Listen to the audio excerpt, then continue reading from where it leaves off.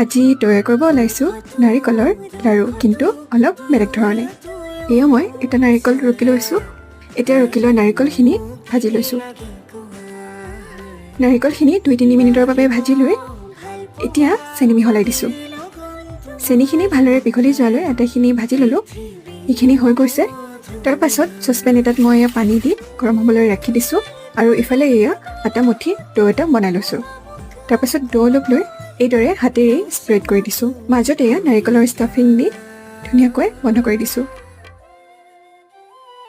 আৰু এয়া আটাইবোৰ লাড়ুৰ আকাৰ দি ল'লোঁ। পানীখিনি উতলিবলৈ লৈছে। আটাইবোৰ লাড়ু চালনী এখনত লৈ লৈছোঁ আৰু এইখন এতিয়া ইয়াতে দি দিছোঁ। এতিয়া আটাইবোৰ ধুনীয়াকৈ সিজিবলৈ 10 মিনিটৰ বাবে ঢাকি দিছোঁ। 10 মিনিটৰ পাছত এয়া চাওক, আমাৰ ভাপত দিয়া নাৰিকলৰ লাড়ু তৈয়াৰ। খাবলৈ বহুত বেছি টেষ্টি হয়। আপোনালোকে ট্ৰাই কৰি চাব দেই।